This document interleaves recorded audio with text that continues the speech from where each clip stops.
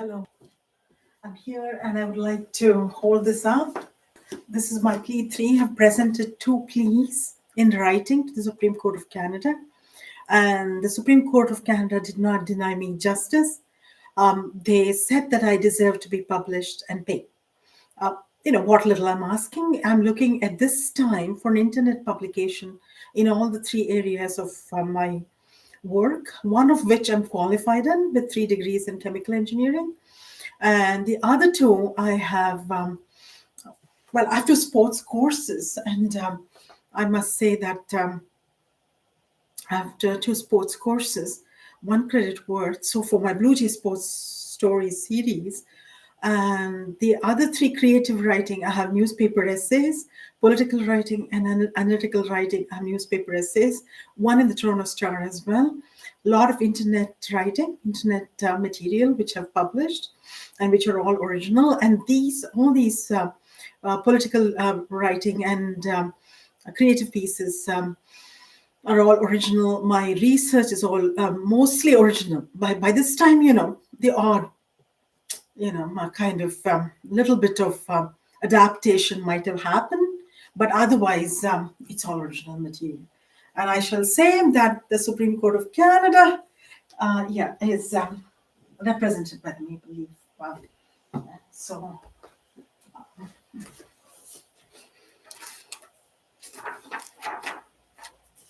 I did quite a bit of research on the internet, and and I was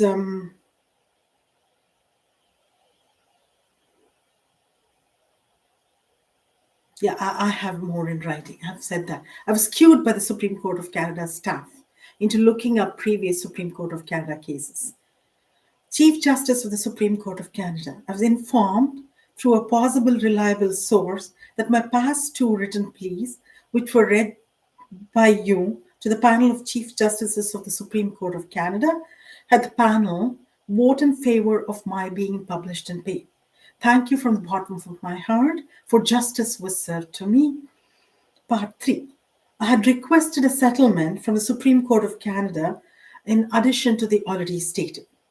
This settlement would take care of the publication costs and some payment to me in all the 3 areas I have worked in. I have to say that over the past 5 years, I've churned out a vast amount of mostly original research, original themes, and ideas. I was cued by the Supreme Court of Canada staff to study 3 Supreme Court of Canada cases, and I followed their advice. The Supreme Court of Canada insists on case number and other relevant information. I looked and read through, and it struck me that I could just think of court cases, Supreme Court of Canada cases, which I have read about in the newspaper. So I looked and read through. 1, the same-sex marriage ruling.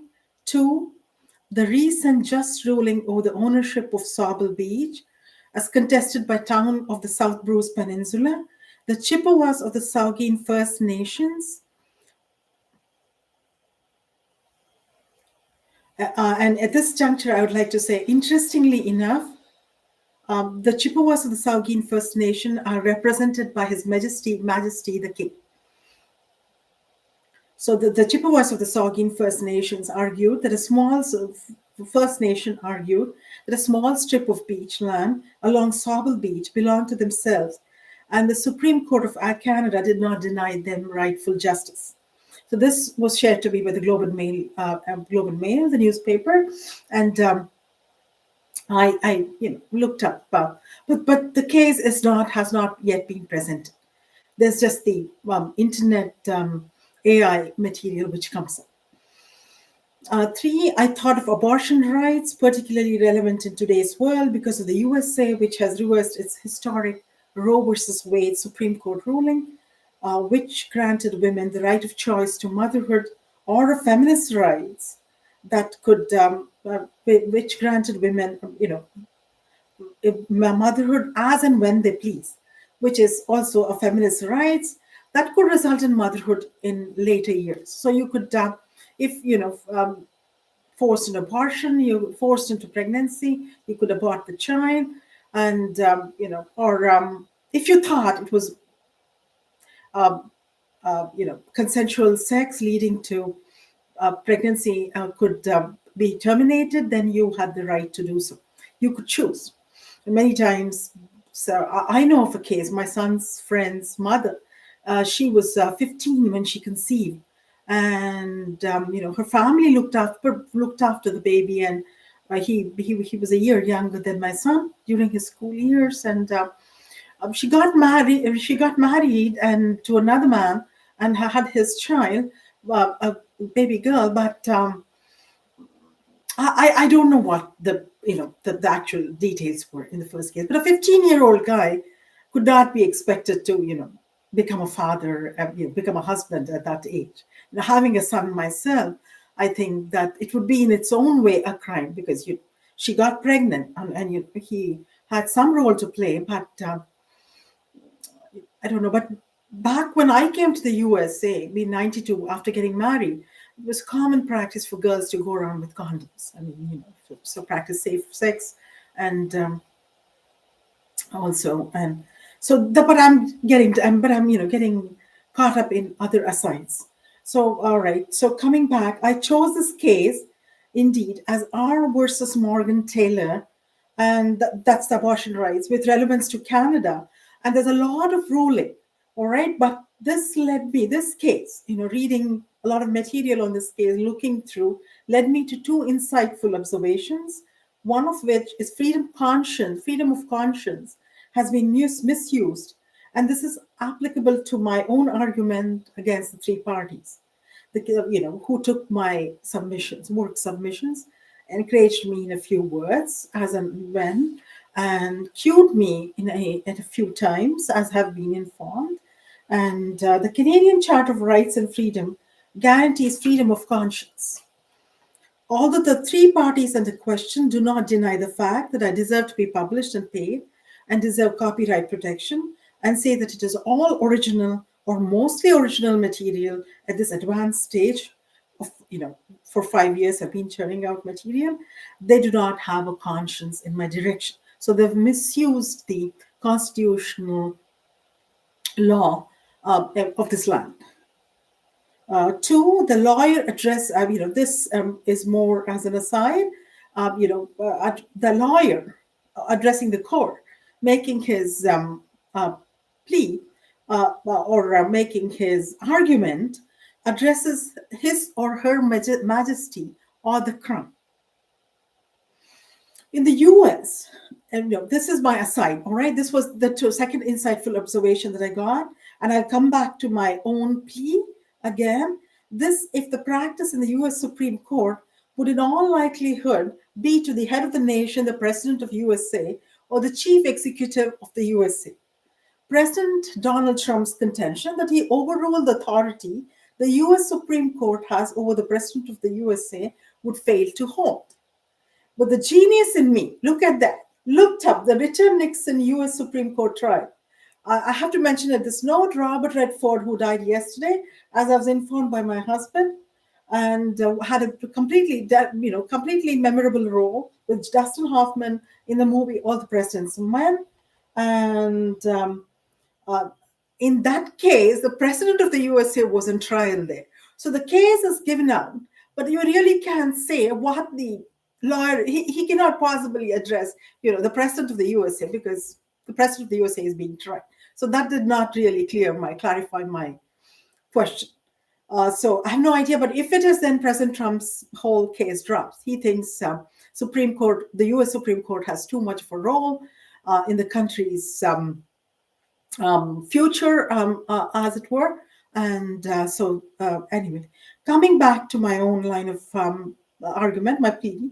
4, I consider the Supreme Court of Canada's 1962 ban of D.H. Lawrence's Lady Chatterley's Love. I chose this case because of the government of Alberta's ban on certain public library books, which includes authors like Margaret Atwood and Ayn Rand.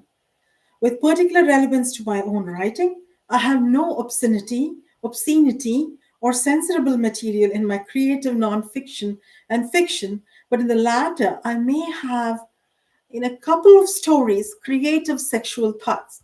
Not use penis, vagina, any of that matter. Maybe penis, but it's a technical term, you're allowed to use. Mostly male organ and that sort of euphemisms, literary, more creative writing.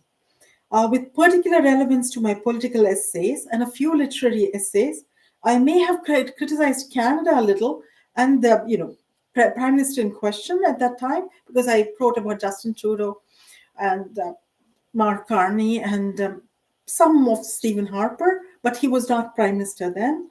But in the same breath, I have extolled Canada's virtues and the said prime minister's virtues. The fact that the three parties misuse the trust in them, although guiding me in the right way with a few words of encouragement, is an act of what is bordering on criminal injustice towards me. If these men and women in whom society and the people of Canada have chosen as their leader and to lead institutions do not reward, let me begin this again. If these men and women in whom society and the people of Canada have chosen as their leader and to lead institutions do not reward honest and good work, they're setting a wrong example for generations to come. I ask that the Supreme Court of Canada heed my plea and reward me with a settlement to have all of my work submissions with copyright protection uh, published in all the three areas that I worked in, published on the internet, and I paid $75 or $100 in each case under the good faith that I can seek a book publisher after 3 weeks of being published and ask the book publisher to pay me anywhere between $500 to $1,000 in each case. This is justice as should be and decreed by God. Veritas in principle would ascend to heaven. I thank the Chief Justice of the Supreme Court of Canada for he admitted the right action of mine, cognovit actionem, actionem, cognovit actionem. About men and women, it can be said, cogito ergo sum, actionem ergo sum. I think, therefore I exist. I act, therefore I exist. This was my plea, and I'm signing out now. I'm Gayatri V. Sitaram, an engineer, writer, artist. Thank you.